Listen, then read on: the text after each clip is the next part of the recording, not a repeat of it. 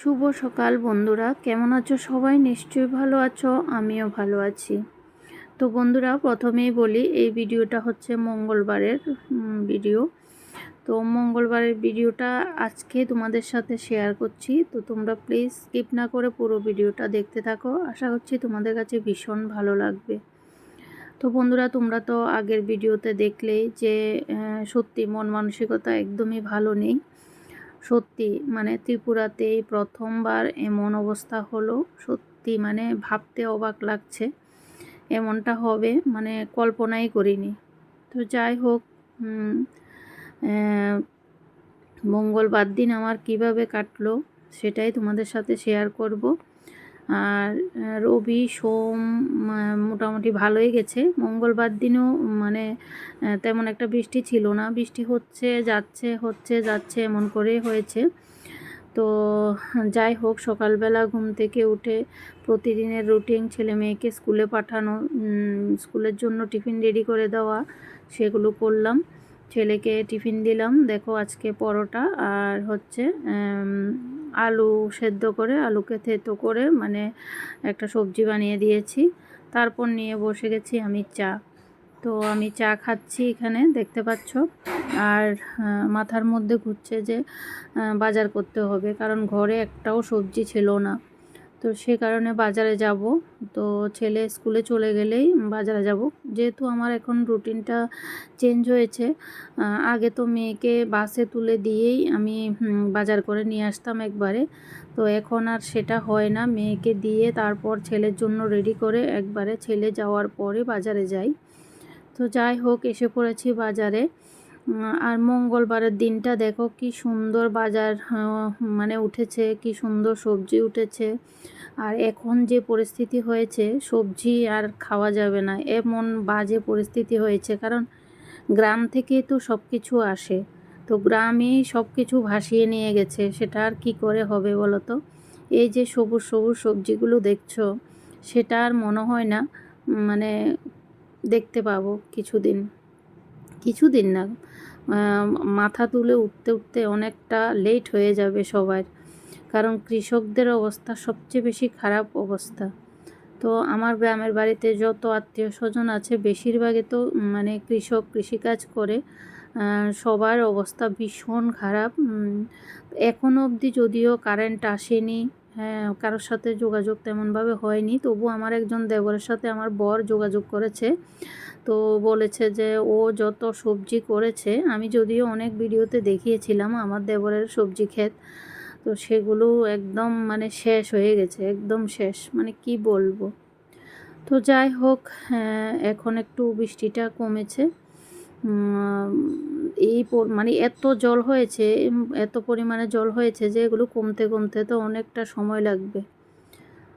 তো আমি দেখো মঙ্গলবারের দিন কি সুন্দর সবজি উঠেছে, আর আমি সবজি নিতে এসেছি। আর সত্যি মানে আমি ভাগ্যিস ব্যাগ ভর্তি করে সবজি নিয়ে এসেছি। তো কি কি সবজি নিচ্ছি না নিচ্ছি সেগুলো তোমাদেরকে ঘরে গিয়েই দেখাবো। তো এখানে দেখো। আর তখনও মানে অনেক দিন থেকে বৃষ্টি হচ্ছে যাচ্ছে, এমন করে করে মানে সবজি ক্ষেত মানে কেউ করতে পারছে না, এমন পরিস্থিতি হয়ে আছে, যার জন্য সবজির দাম কিছুতেই কমছে না। সবজির দাম এতটা বেশি, সব কিছু মানে 80 টাকা 100 টাকার কমে কোনো সবজিই নেই।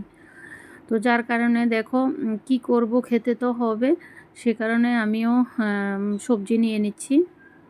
তো আমি টুকিটাকি অনেক সবজি নিয়েছি। আর বাজারে আসলে না মানে এর মধ্যে ছেলে মেয়ে এটা খায় না ওটা খায় না, সেগুলো করতে করতে বাজার ঘুরে ঘুরে বাজার করতে করতে আমার অনেকটা সময় লেগে যায়।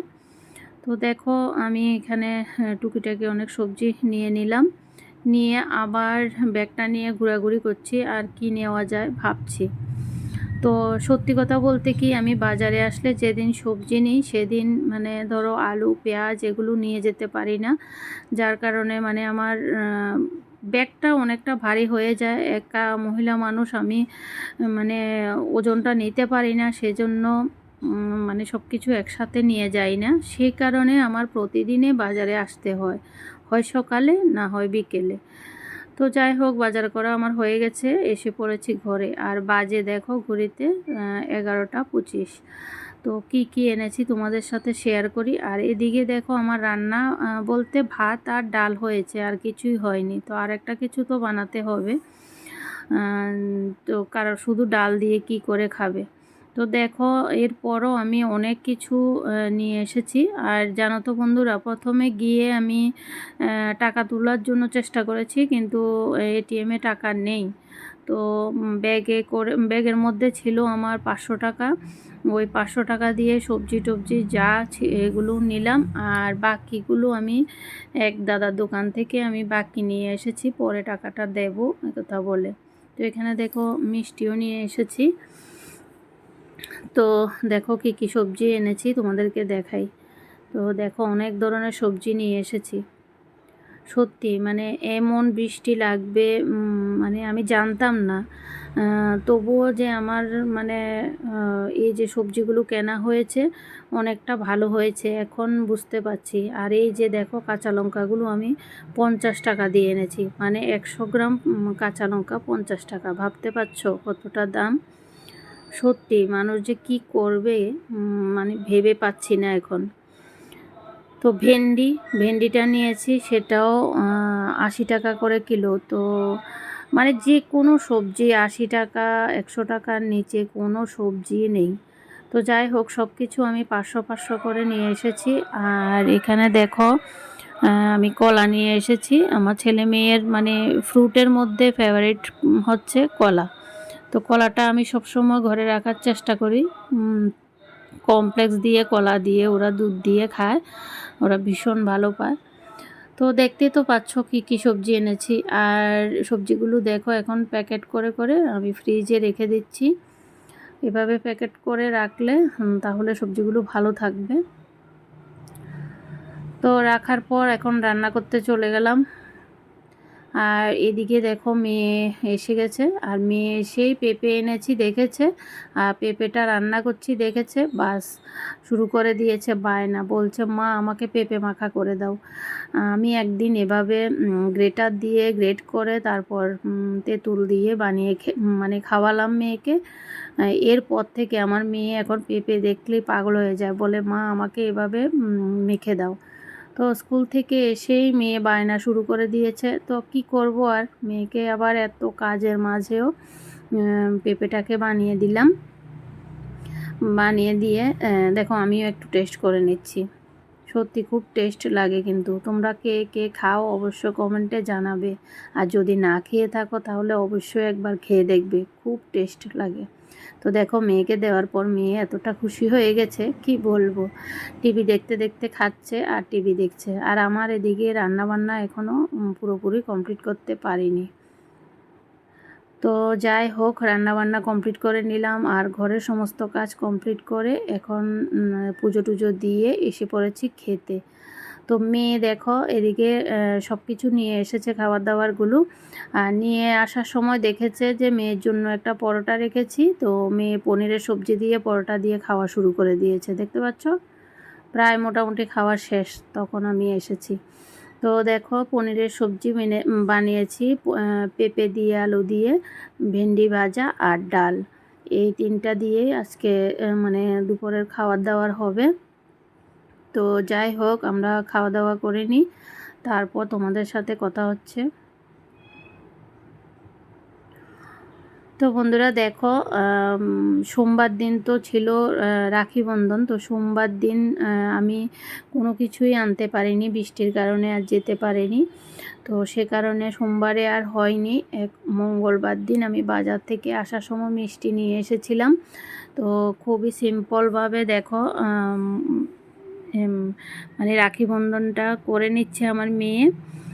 তো আর এই যে দেখো শপিং মলে গিয়ে ড্রেস কিনেছি। এই যে আমার মেয়ে যে ড্রেসটা পরেছে এই ড্রেসটা, আর ছেলে যে ড্রেসটা পরেছে এটা, এই দুটো ড্রেস কেনা হয়েছিল। তো সেদিন তো তোমাদের সাথে শেয়ার করা হয়নি, তো আজকেই তোমাদেরকে ফাইনালি দেখালাম। তো দেখো খুব সুন্দর করে আমার মেয়ে দাদাকে রাখি পরিয়ে দিচ্ছে। তো এভাবে যেন সারা জীবন ভাই বোন একসাথে মানে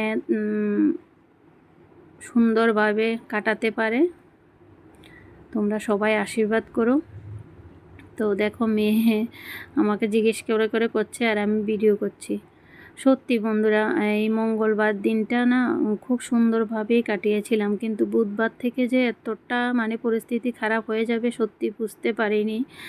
সত্যি ত্রিপুরাতে এই প্রথমবার এমন হয়েছে। মন মানসিকতা একদমই ভালোই নেই, যার কারণে ভিডিও করতেও ইচ্ছে করছে না। তো যাই হোক, খুব সুন্দরভাবে সিম্পলভাবে রাখিটা পরালো আমার মেয়ে। এভাবেই কাটলো দিনটা। তোমাদের কাছে কেমন লেগেছে অবশ্যই কমেন্টে জানাবে। আর ভিডিওটা যদি ভালো লাগে লাইক কমেন্ট করে পাশে থাকবে। তো টাটা বন্ধুরা, বাই বাই।